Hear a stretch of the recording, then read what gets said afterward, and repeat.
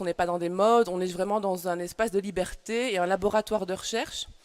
Et c'est vraiment la ligne rouge des brasseurs depuis 23 ans.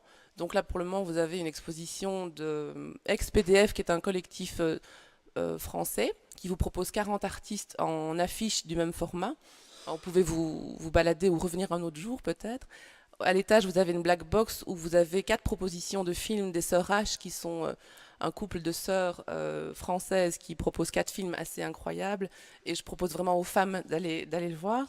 Et en vitrine, j'ai l'artiste devant, Bram van Breda, qui est un artiste hollandais, qui sera visible jour et nuit, puisque c'est l'intention de cette vitrine, c'est de montrer la jeune création 24 heures sur 24, pour avoir une sorte de lanterne sur les jeunes artistes qui sortent et qui souvent, dans la contrainte du marché de l'art, avant leurs 35 ans, sont confrontés à un rejet, tant qu'ils ne sont pas plus haut et qui n'ont pas fait leurs preuves. Donc nous, on a vraiment envie de montrer des jeunes artistes.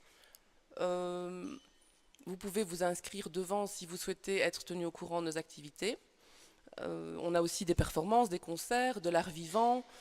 Donc on a un programme très chargé pour 2018. Donc je vous invite à vous inscrire devant, sur la table. Voilà. Passez une bonne soirée et voilà. À bientôt, j'espère. Merci à vous, merci pour votre accueil. Alors, la soirée café numérique. D'abord, avant de commencer, je vais poser la question habituelle. Qui, parmi vous, n'est jamais venu à un café numérique? Levez la main. Ah ouais, très bien. Eh bien, bonsoir à vous. On va donc commencer par une petite présentation de l'historique du café numérique. Café numérique est né à Bruxelles en 2009, de l'initiative d'un groupe d'amis qui sont réunis en Mirano et qui ont vu, ma foi, qu'il y avait un intérêt certain pour la question du numérique, de l'innovation, et qui ont donc décidé d'organiser chaque semaine un café numérique. De là, l'initiative a essaimé en Belgique, à Liège, à Namur, pour nous mener ensuite au Startup Weekend de 2012, où là, on a vraiment décidé, avec un groupe bien déterminé, de remettre de l'ordre dans l'initiative Café Numérique et de structurer ça, de faire en sorte que, peu importe où vous alliez, que ce soit en Belgique ou à l'étranger, comme on va le voir par la suite, vous retrouviez à chaque fois la même expérience. Les missions du café numérique, c'est promouvoir les nouvelles technologies et l'innovation au plus grand nombre, ce qui est relativement large, vaste, et ce qui nous permet de nous retrouver ce soir pour parler par exemple de la mode et du numérique. Un élément auquel on tient énormément, c'est la décontraction. Nous sommes entre le bar et la conférence, vous avez un verre en main, le bar est derrière nous. Et ça nous semble très important, comme ça, après journée, de ne pas rester figé dans une ambiance conférence bien coincée. Non, on est là pour apprendre, pour networker, mais en s'amusant. Café numérique aujourd'hui, nous sommes à Liège, vous le voyez sur le slide, mais c'est aussi dans 21 villes dans le monde, à Abidjan, à Arlon, à Bruxelles, à Charleroi, à La Louvière, à Louvain-la-Neuve, à Namur, entre autres. C'est plus de 1800 orateurs à ce jour, plus de 600 événements, plus de 35 000 participants déjà, et donc des événements technologiques entre le bar et la conférence. Pour Liège, plus spécifiquement, c'est plus de 10 000 participants, plus de 100 événements, 10 lieux par saison, ce qui nous permet de découvrir ici les brasseurs, puisque un de nos leitmotifs, c'est d'essayer d'être mobile, et de café numérique en café numérique, de se déplacer pour vous faire découvrir de nouveaux lieux dans votre ville. Et donc, c'est un événement quasiment tous les 14 jours. L'équipe d'organisation qui se retrouve derrière le café numérique, c'est Jérémy Cormand qui n'est pas là ce soir. On lui fait un petit coucou puisqu'il se balade aux États-Unis. C'est moi-même. Fred Bodarouet qui se trouve quelque part dans la salle. Romain Ancion qui est là derrière. Fabien Andréacola qui est notre monsieur graphisme, image. Sébastien qui a beaucoup œuvré pour préparer cette soirée et la suivante. Émilie qui est à ma gauche. Jean qui se charge de la retransmission en direct de ces soirées, Sophie et Pierre-Alain qui sont les deux personnes qui s'occupent de gérer et de nous trouver les lieux. Le thème de la soirée, créateur, blogueur, qui influence qui? Certains ont déjà une initiative, une réponse à formuler ou on attend le débat de fin de soirée? Ok, on va attendre. Les invités, il y a donc Marie Honnet, François Dubois, Delphine Quirin. Par facilité sur le slide, j'ai mis uniquement Nora Blake, mais vous découvrirez les personnes qui sont derrière l'initiative, bien évidemment, et Sophie Ismail, que nous connaissons puisque nous l'avions déjà invitée au Café Numérique. Les partenaires de Café Numérique, ce soir, les brasseurs qui nous accueillent. Nous avons également Lead Square, Hello Moon qui réalise les reportages photos. Nous sommes supportés par Digital Wallonia, et puis également, mais là au niveau de l'ensemble des cafés numériques, il y a Tweetwall Pro et Eyaka. Notez déjà la prochaine thématique, ça concernera l'intelligence artificielle. Et là, j'attire votre attention sur le fait que ce sera un événement particulier puisque c'est organisé en collaboration avec GRI et HEC Liège. Et donc, ce sera un horaire spécifique également avec un début à 16 h et une fin à 20 h 30 avec un café numérique découpé en 3 panels et un débat final. Les détails sont déjà sur notre site et vous pouvez également vous inscrire. Voilà, on terminera par un élément qui marque réellement l'expérience café numérique, c'est la convivialité, donc la capacité d'une société à favoriser la tolérance et les échanges réciproques des personnes et des groupes qui la composent ou facilité d'emploi d'un système informatique. Et c'est ce qui marque, ce qu'on essaye de faire en sorte que vous retrouviez dans chaque café numérique. Voilà, je vais m'arrêter ici et je vais appeler... oui ?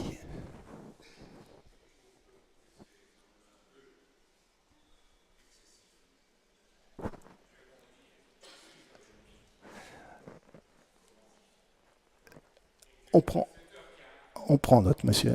On prend note, monsieur. C'est gentil. On prend note, monsieur. On remercie de votre remarque. Je vais donc appeler sans attendre Marie Honnet.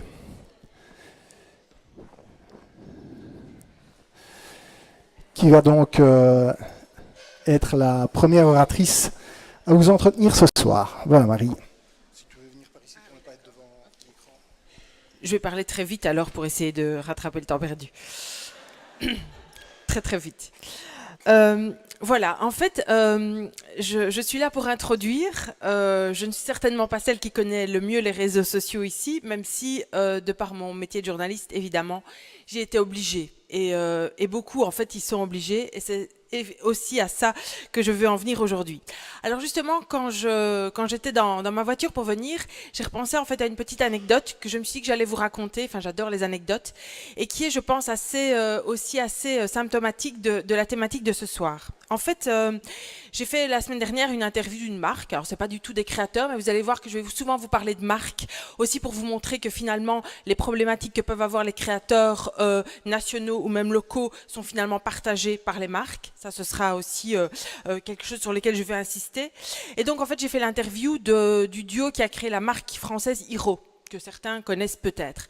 En fait, cette marque, elle a été créée en 2005 et... pendant l'interview, ils me disent assez fiers qu'en fait, ils étaient les premiers en France à avoir un site internet avec du vrai contenu.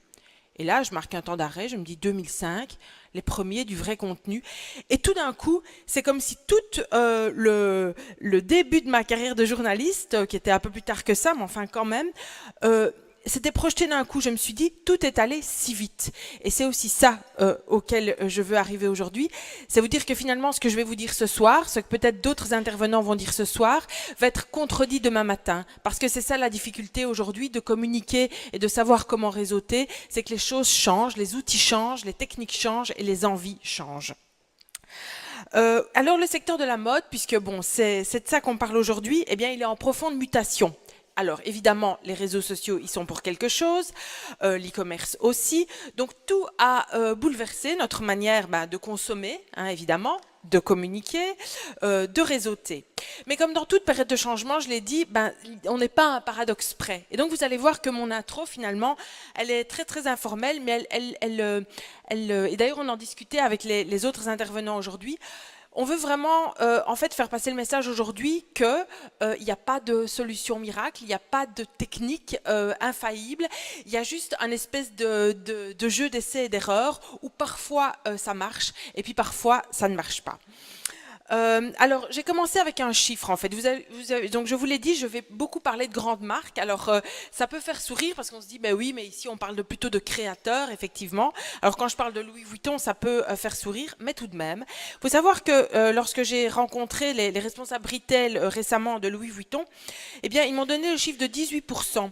Donc, c'est le montant des ventes qu'ils réalisent aujourd'hui en ligne et ils ne prévoient pas vraiment que ça se développe ces prochaines années. Alors oui, bien sûr, ça va se développer, mais pas de manière conséquente. Alors, qu'est-ce que ça veut dire? Ça veut dire, évidemment, ça ne veut pas dire que la vente en ligne n'a pas d'importance, mais ça veut dire que pour Louis Vuitton, aujourd'hui, toujours, eh bien, le retail, la relation boutique a de l'importance.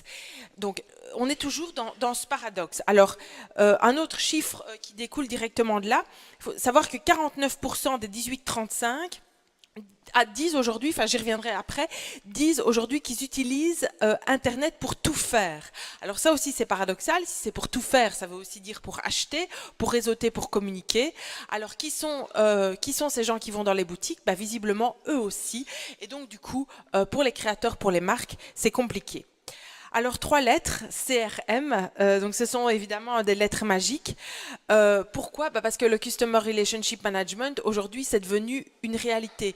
C'est devenu quelque chose de quotidien. Aujourd'hui, quel est l'enjeu des marques? Se dire oui, on est présent sur les réseaux sociaux, oui, on doit travailler avec les influenceurs, mais on doit aussi surtout chouchouter nos clients. Comment? Tout simplement, justement, en créant du digital qui va renforcer l'expérience réelle et vice-versa. Et donc, c'est vraiment impossible de ne pas créer ce lien. Et ce lien, eh bien, ça j'y reviendrai aussi après, il passe aussi par les réseaux sociaux. Donc, on essaye de créer de l'humanité par les réseaux sociaux. Là aussi, un étrange paradoxe. Alors, le Same Day Delivery. Alors ça, c'est quoi? C'est la nouvelle arme secrète, évidemment, des pure players. C'est le cas de Net-à-Porter qui, à Londres, livre vos vêtements dans la journée, donc quelle que soit votre commande. Zara fait la même chose à Madrid et compte, évidemment, développer le processus dans d'autres pays, Amazon aux États-Unis, etc.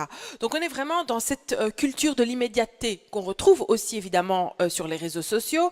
Les gens se sont à peine, ceux qui étaient, je ne parle pas des plus connectés d'entre vous, mais on va dire que les créateurs me demandaient tiens, est-ce que je dois être présent sur Instagram? Et déjà un mois après, c'était déjà plus Instagram, mais aussi tiens, est-ce que je dois faire des stories? Donc, il y a vraiment toujours cette idée d'immédiateté qui prend le pas sur tout et qui complique évidemment encore la donne. Alors, je pourrais aussi parler de réalité virtuelle, tout ce qui est évidemment dans les boutiques, les miroirs intelligents ou comme le Club Med qui fait des immersions totales dans l'univers d'un pays pour vendre des voyages. Là aussi, le tourisme n'a jamais été aussi présent sur Internet. Les agents de voyage vous le diront, hein, notre secteur est en train de mourir. Et pourtant, il y a toujours des expériences en boutique, donc toujours ce paradoxe et ce jeu entre les deux. Alors WhatsApp aussi, j'ai découvert que dans le monde du luxe, eh bien c'était aussi devenu un outil de retail. Donc aujourd'hui, dans les boutiques de luxe, qu'est-ce que les vendeurs font? Ils sont en boutique, ils vendent en boutique, c'est leur rôle, mais ils communiquent au quotidien avec leurs principaux clients par WhatsApp pour leur dire, voilà, ça c'est rentré, on communique là-dessus, c'est ça notre actualité. Ça aussi, c'est cette espèce de double jeu qui doit être fait en permanence. Alors les pure players, ça j'en ai parlé. Là aussi, ça c'est très intéressant. C'est un élément qui s'est développé ces dernières années. Donc on avait ces pure players qui n'étaient présents que sur Internet, et puis tout d'un coup qui se sont dit, mais oui, mais justement, j'en parlais, il y a l'humanité, ce principe d'humanité. Comment est-ce que nous on va ajouter de l'humanité dans notre démarche? Eh bien, tout simplement, on va s'implanter. Donc il y a par exemple la marque Cézanne en France, qui était vraiment un pure player, qui a vraiment créé tout ce buzz autour des réseaux sociaux et qui aujourd'hui a ouvert des appartements en France et aux États-Unis. On a aussi la marque Glossier, ça c'est un exemple extrêmement intéressant. Pourquoi? Donc c'était une marque qui a été créée par une blogueuse, Into the Gloss, aux États-Unis. Suite au succès, puisqu'on va tout à l'heure parler des blogueurs, alors est-ce qu'on doit encore parler de blogueurs ou d'influenceurs? Je pense que d'autres en parleront plus longuement après, donc je ne vais pas m'étendre sur le sujet. Mais effectivement, donc cette blogueuse a développé sa marque. Et une fois que sa marque était bien lancée, hein, ça a été très très vite, puisqu'elle avait une énorme communauté. On y reviendra aussi tout à l'heure sur cette idée de communauté. Je pense que d'autres en parleront aussi mieux que moi. Eh bien, elle a décidé de débarquer en physique et pas n'importe où, puisque hier on a annoncé qu'elle débarquait chez Colette.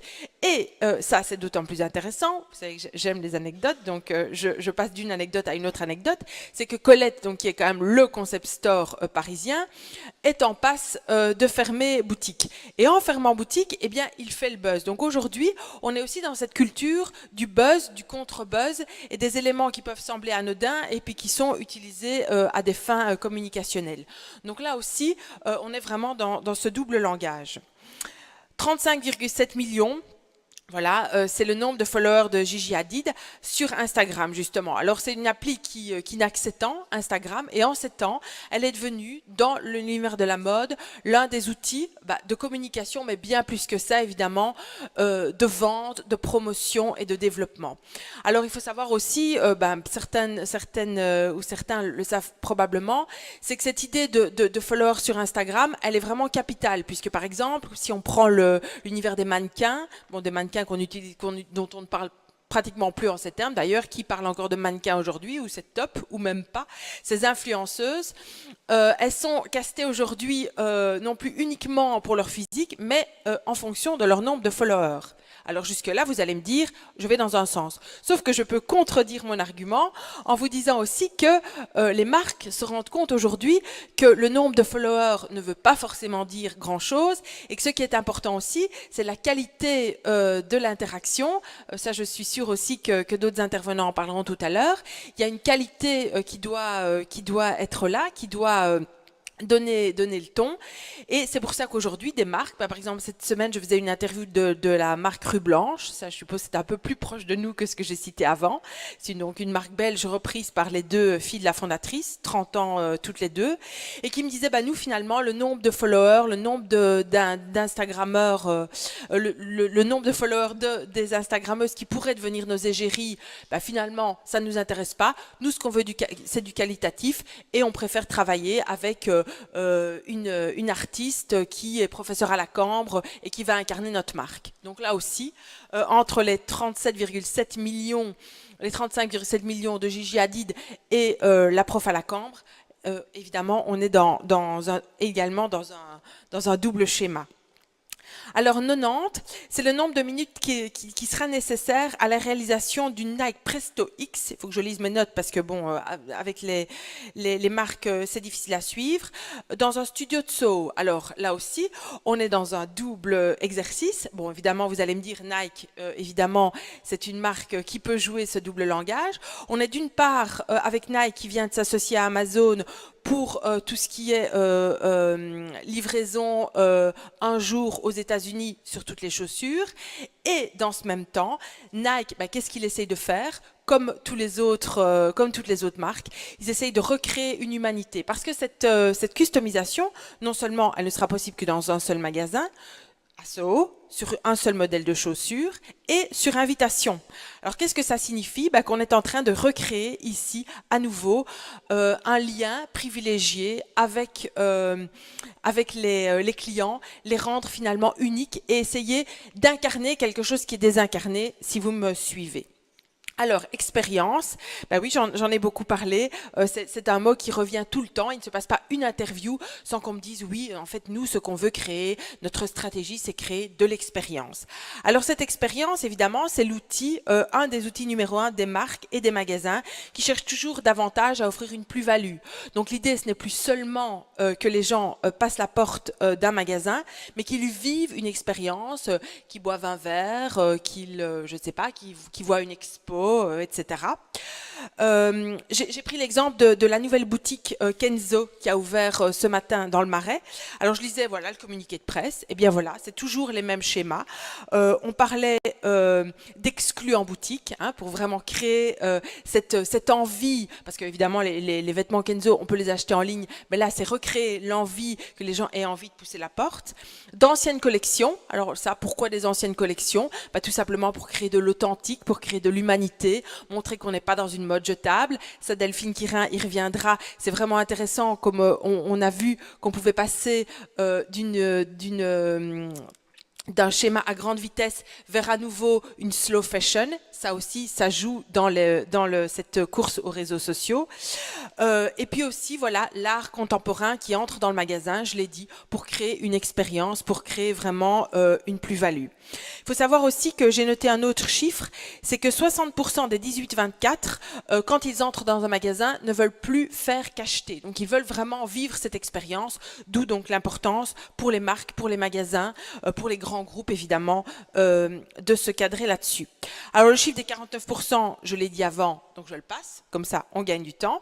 Je voulais encore vous parler du See Now Buy Now. Alors ça aussi, c'est vraiment la grande expression de ces dernières années dans le domaine de la mode. Alors ceux qui sont dans le domaine de la mode la connaissent, pour les autres, je réexplique. Donc c'est qu'en fait, avant, on avait des défilés qui avaient lieu 6 mois avant l'arrivée en boutique du vêtement ou de l'accessoire. Maintenant, évidemment, certaines marques ont décidé de changer la donne. Pourquoi? Tout simplement parce que les réseaux sociaux sont là, parce que les influenceuses, les Instagrammeuses publient dès le défilé. Donc, quel était encore l'intérêt d'attendre 6 mois pour mettre les vêtements en boutique? Donc, il y avait cette immédiateté. Donc, il y a le défilé et puis directement, il y a la mise en boutique. Sauf que, et là, je m'amuse aussi à retwister l'info, c'est qu'en fait, certaines marques, des grandes marques, y sont allées puis en sont revenues. Preuve que le See Now Buy Now n'est pas non plus une évidence, n'est pas non plus la solution. Certaines marques y sont restées, oui, c'est le cas de Tommy Hilfiger, mais d'autres marques, finalement, ont tourné le dos et sont revenues à un schéma beaucoup plus classique. Je terminerai par le concept d'hybridation. C'est aussi un terme qu'on entend quand on demande aux marques quelle est votre stratégie. Oh, nous, on opte pour une stratégie hybride. Alors évidemment, quand on parle à un grand groupe comme Louis Vuitton, c'est très facile. Mais quand, évidemment, et là aussi, on y reviendra, quand on s'adresse ou quand on parle à des créateurs, là, évidemment, c'est beaucoup plus difficile parce que, comme on en discutait avant le début de ce café numérique, une approche hybride dans les modes de distribution, les expériences, les accroches, la communication, ça veut aussi dire être présent sur tous les terrains. Être présent sur tous les terrains, évidemment, pour une structure d'une personne ou même de quelques-unes, c'est évidemment très difficile. Et ça va pour tous les entrepreneurs, pour tous les modes de création. Il y a peut-être ici des entrepreneurs qui ne sont pas dans la mode. Évidemment, c'est une question que tout le monde se pose. Alors voilà, ma conclusion à cette intro et ce qui ressortira du débat, c'est qu'aujourd'hui, il y a une expression qu'on utilise beaucoup en mode, les marques adorent parler de ça, elles parlent de valeur de marque, donc vraiment ce côté éthique. Alors là aussi, c'est très paradoxal, on est dans cette culture de la vitesse, on veut que tout aille toujours plus vite, tous les intervenants du domaine de la mode, même les journalistes, sont mis sur un espèce de wagon à grande vitesse et en même temps on nous dit oui mais on veut créer une humanité au travers des réseaux sociaux. Donc voilà, je terminerai par là avec cette espèce de grand questionnement. Aujourd'hui, même quand on demande à des créateurs de marques trentenaires ou comment vous positionnez-vous, on pourrait s'attendre, enfin moi en tant que journaliste qui ai 10 ans de plus, je pourrais m'attendre à avoir des solutions et me dire ah bah oui forcément c'est comme ça qu'il faut faire, c'est eux qui vont me le dire, et en fait pas du tout, ils me disent on attend. Voilà, ce sera mon mot de la fin, ou en tout cas ou plutôt mon mot de début, et je vais laisser justement les spécialistes entrer dans le vif du sujet. Merci.